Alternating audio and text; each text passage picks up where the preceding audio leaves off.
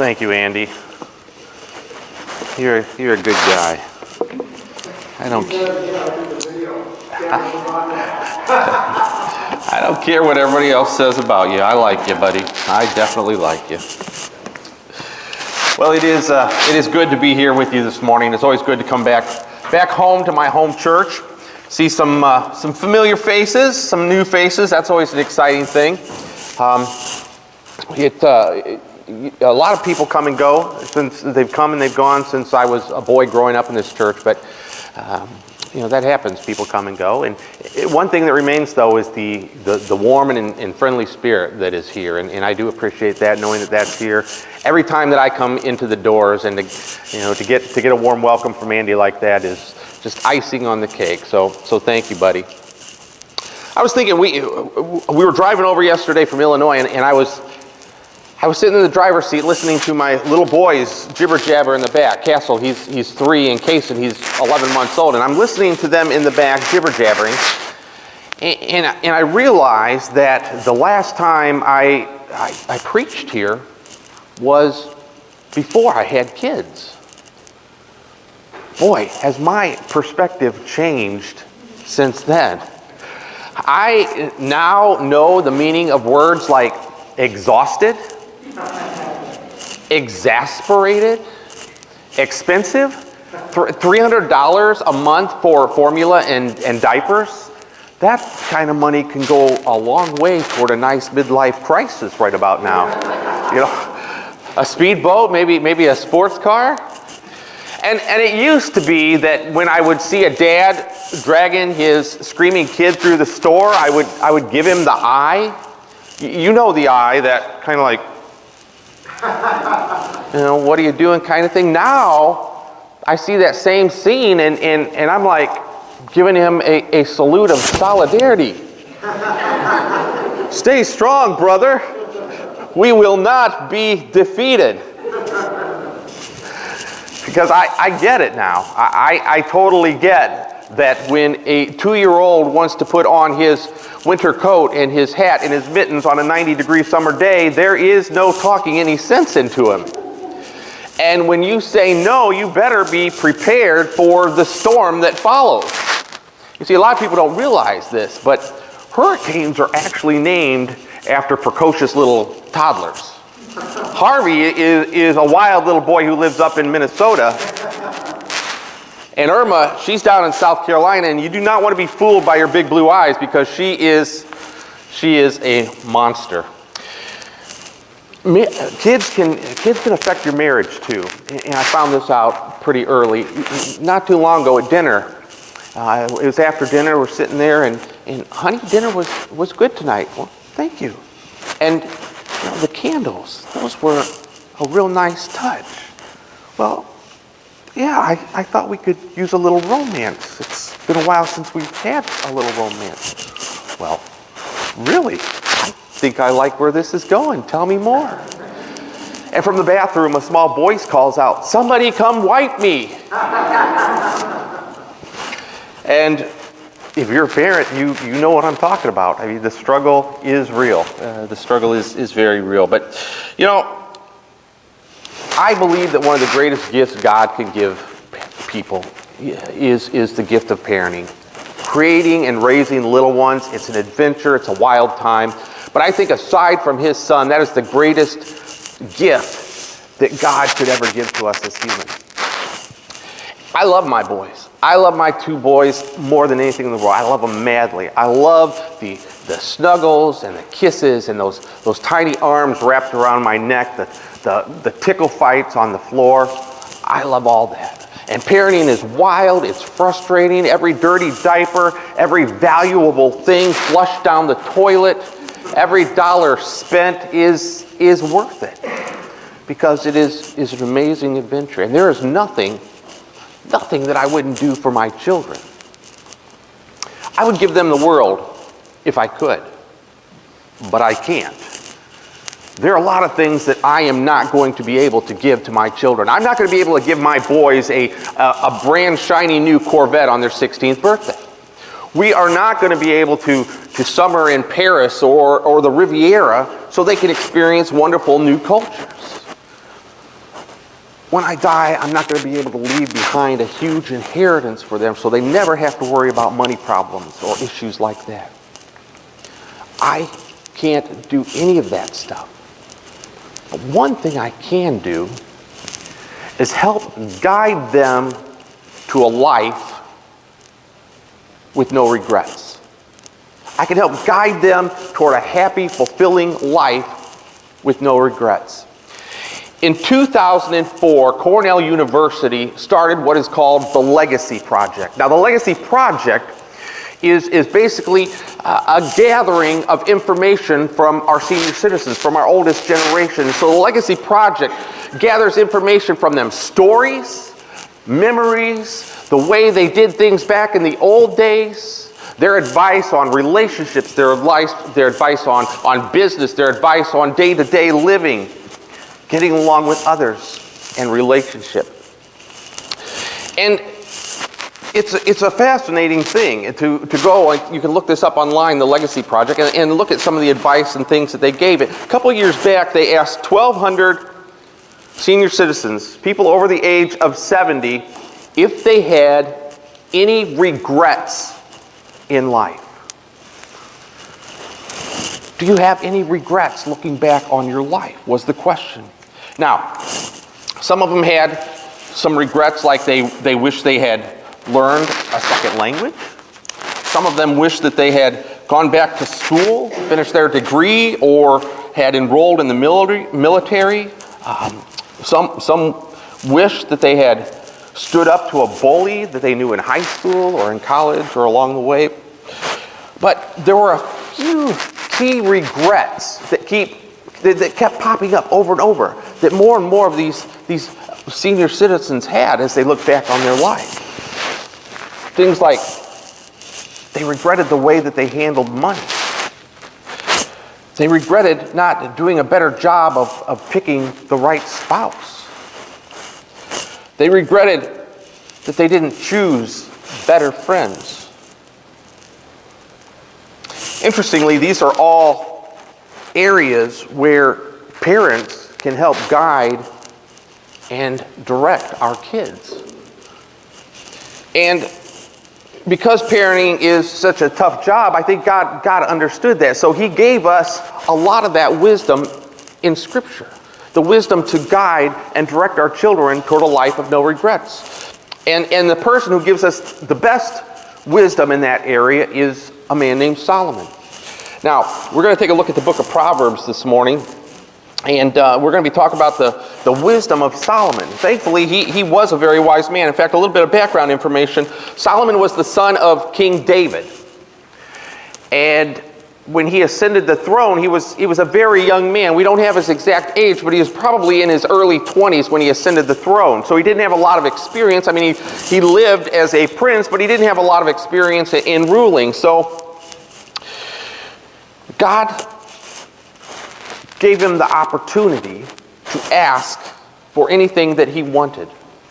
And Solomon asked for wisdom and discernment. In fact, I said we're going to look at Proverbs. We're going to get there. But first, if you have your Bible and you want to follow along, I'm going to be reading from 1 Kings chapter 3, just a few verses here to help us understand who this man is that we're taking advice from this morning. 1 Kings chapter 3. And I'm starting at verse 5, 1 Kings 3, beginning at verse 5. It says, "At Gibeon, the Lord appeared to Solomon during the night in a dream, and God said, 'Ask for whatever you want me to give you.' Solomon answered, 'You have shown great kindness to your servant, my father David, because he was faithful to you and righteous and upright in heart. You have continued this great kindness to him and have given him a son to sit on his throne this very day. Now, O Lord my God, you have made your servant king in place of my father David, but I am only a child and do not know how to carry out my duties. Your servant is here among the people you have chosen, a great people, too numerous to count or number. So give your servant a discerning heart to govern your people and distinguish between right and wrong. For who is able to govern this great people of yours?' The Lord was pleased that Solomon had asked for this. So God said to him, 'Since you have asked for this, and not for long life or wealth for yourself, nor have asked for the death of your enemies, but for discernment to administer justice, I will do what you have asked. I will give you a wise and discerning heart, so that there will never have been anyone like you, nor will there ever be. In other words, this is the dude. Now we got to understand that there's learning and then there's wisdom. I've heard it described this way. Learning knows that a tomato is actually a fruit and not a vegetable. Wisdom is knowing that you don't put a tomato in a fruit salad. All right? So there's learning and there's wisdom. Wisdom knows you don't put the tomato in a fruit salad. Wisdom is the application of truth and information. And Solomon had more of it than anyone before him, and had more of it than anyone since. God gave Solomon this, and we have the book of Proverbs, which he wrote, with which we can look at and get some of his wisdom. Now, the book of Proverbs deals with the realities of the human condition, the struggles of life, and how those experiences relate to God. And to understand our reality and our relationship with God, we need wisdom. And Proverbs is all about how to get that wisdom. So we're going to take a little bit at the wisdom of Solomon and see how we can lead our children into living a life without regrets. One of the things that the seniors, one of the biggest things that they regretted was that they didn't handle their finances well. This was one of their biggest regrets looking back on their life, that they did not handle their finances well. You see, we live in an economy that is built on debt. We go into debt for college, we go into debt for cars, we go into debt for houses, we go into debt for a night on the town, whatever you want, you put it on your credit card. The United States is almost $20 trillion in debt.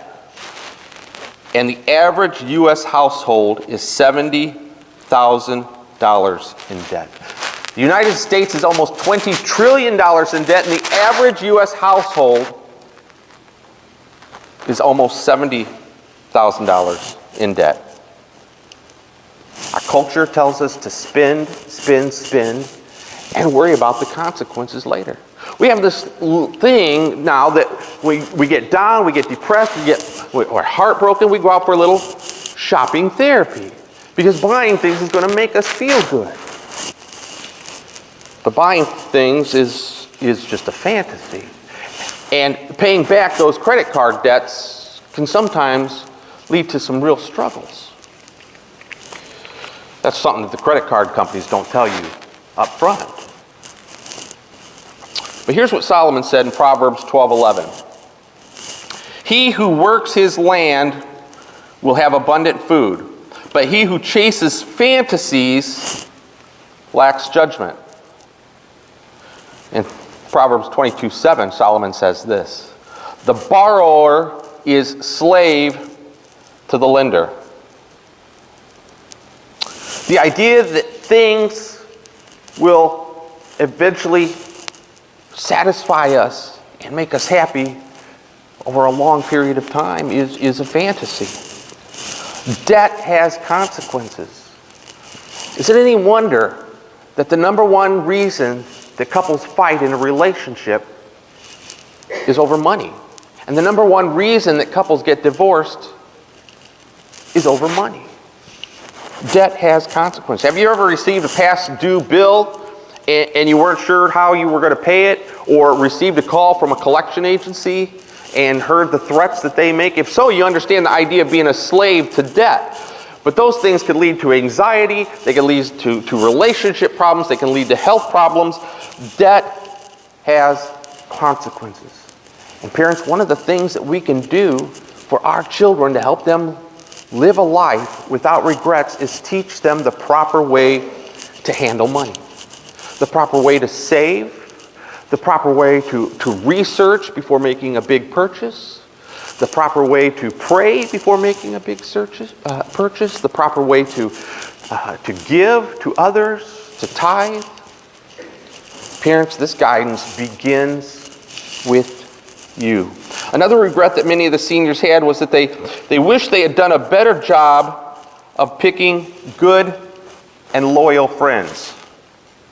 Apparently, many of them had been burned in their life by friends that they trusted. They still carried around that pain. Proverbs 18:20, Solomon says, "He who walks with the wise grows wise, but a companion of fools suffers harm." Sociologists have identified 6 things that basically shape our every action, our every thought, our ideology, our beliefs: government, education, religion, media, family, and friends. What you think, what you believe, what you do is influenced by these 6 things. Basically, who you are, what your attitudes are determined by these 6 things. So friends influence us. Right from the very beginning, all of these things influence us, and they continue to influence us all through life. So what kind of friends, parents, do you surround yourself with? Your kids are watching. What kind of friends do you surround yourself with? Do you surround yourself with honest and loyal friends? Do you surround yourself with the kind of friends that cheat on their taxes, or maybe steal a few extra dollars from work? Do you surround yourself with friends who like to spend a little bit too much time partying? Your kids are watching the kind of friends that you choose because they need help in determining how to choose good friends for themselves. Friends matter. They influence us more than we could possibly ever know. And it's important for you to help your children understand how to choose good friends. Your guidance can help them live a life with no regrets. A third regret that many of the seniors had was that they wish they had taken better care of their bodies and eaten better.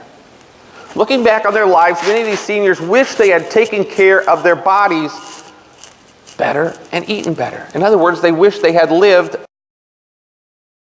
a healthier life. You know, we here in this country live on a diet of processed foods, of fast foods, of junk foods, of foods that can be popped in the microwave and fixed quickly and conveniently. And those kinds of foods contain chemicals, they contain additives, they contain preservatives, they contain processed stuff, they contain too many calories and too much sugar.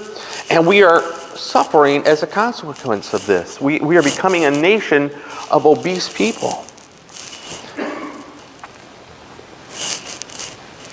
We've traded healthy eating habits for quick and easy.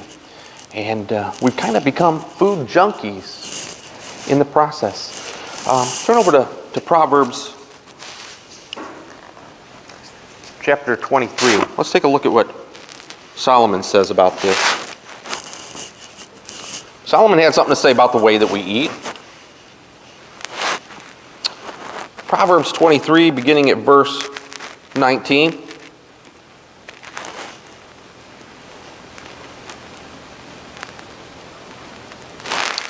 Proverbs 23, beginning at verse 19. "Listen, my son, and be wise, and keep your heart on the right path. Do not join those who drink too much wine, or gorge themselves on meat. For drunkards and gluttons become poor, and drowsiness clothes them in rags." That drowsiness is actually illness or sickness. There's also a laziness. There's a lot of ideas combined in that one little word there. But it all goes back to the way that we eat. You know, here's something interesting that I discovered online. The American Medical Journal recently reported that if you spend a lot of time with friends who weigh more than you, then you are more likely to gain weight. See, well, that's back to the friends idea, but it also goes back to the way we eat. Our kids learn their eating habits from us, moms and dads. What you put in your mouth is important because your kids are watching. They're learning eating habits from you. And eating healthy food and teaching them how to eat healthy food can help them to live a life with no regrets. Another regret that many of the seniors had was that they wished they had been more generous and compassionate to those in need. More compassionate and generous to those in need. Looking back, people wish that they had given more to the needy, and they regretted not doing so.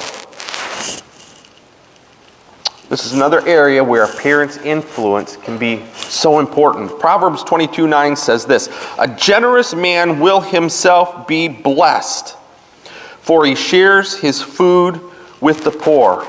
Not only was Solomon one of the wisest men that ever lived, but he was also one of the richest men that ever lived. You see, that wisdom paid off for Solomon because other world leaders, national leaders would come to him for their advice, and they would bring all kinds of gifts and money and things to him. So Solomon was one of the richest man, if not the richest man who ever lived.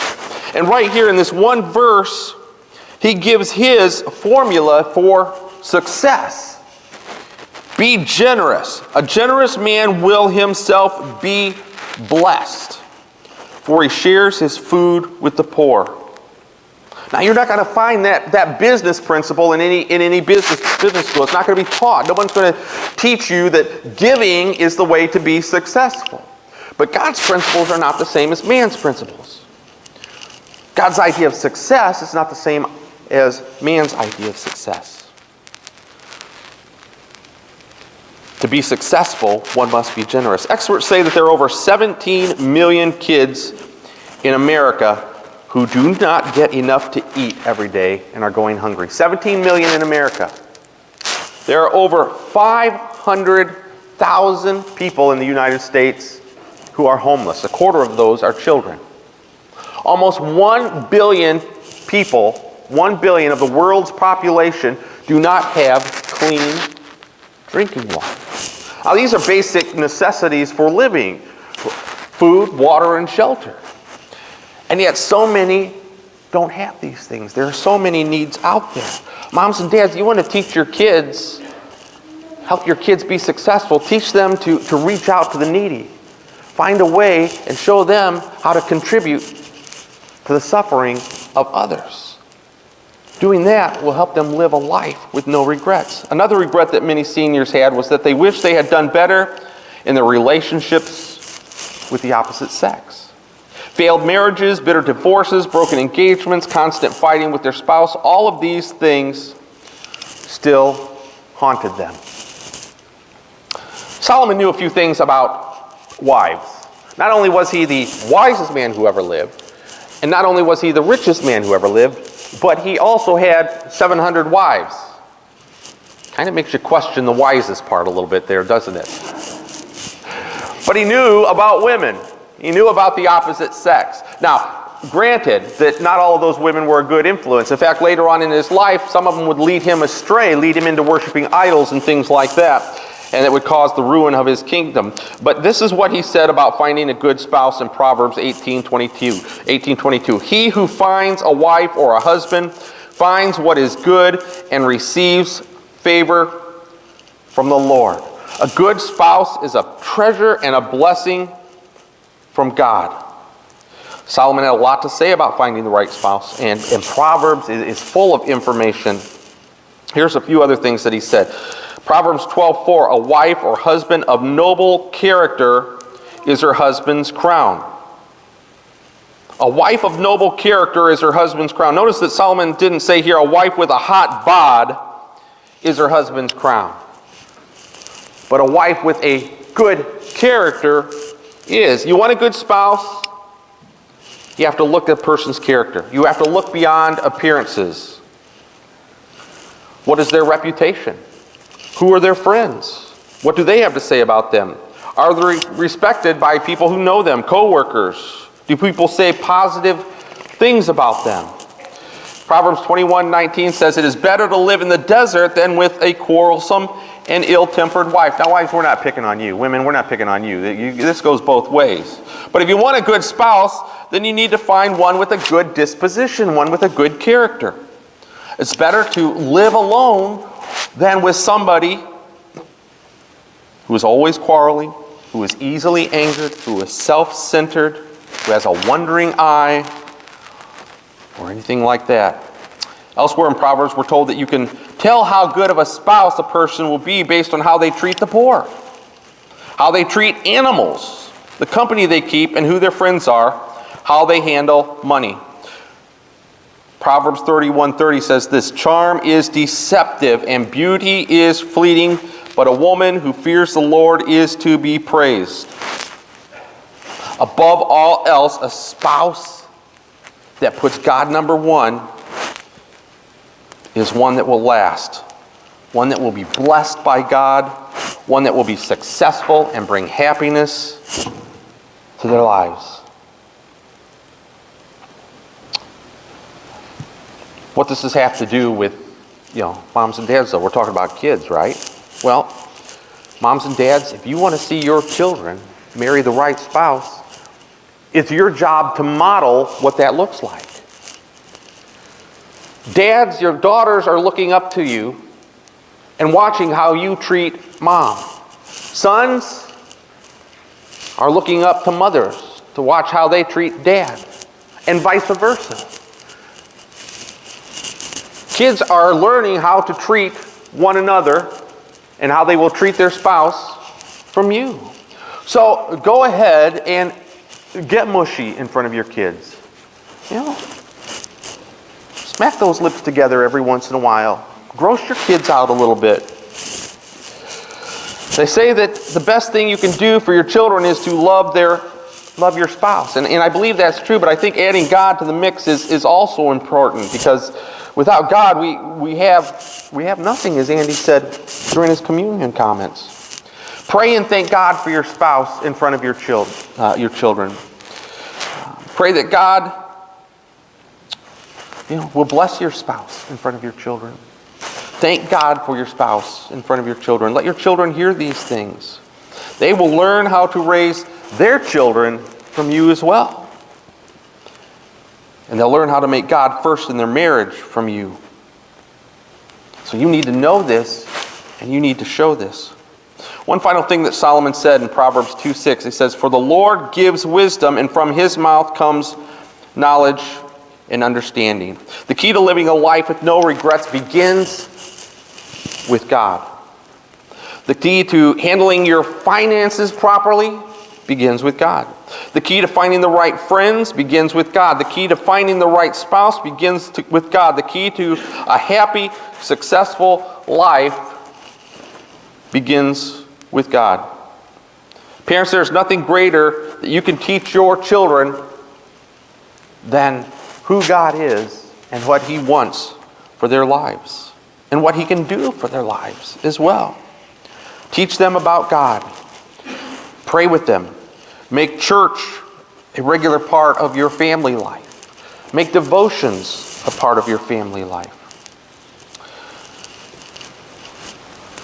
Show them and explain to them how God has made a difference in your life, and let them see that.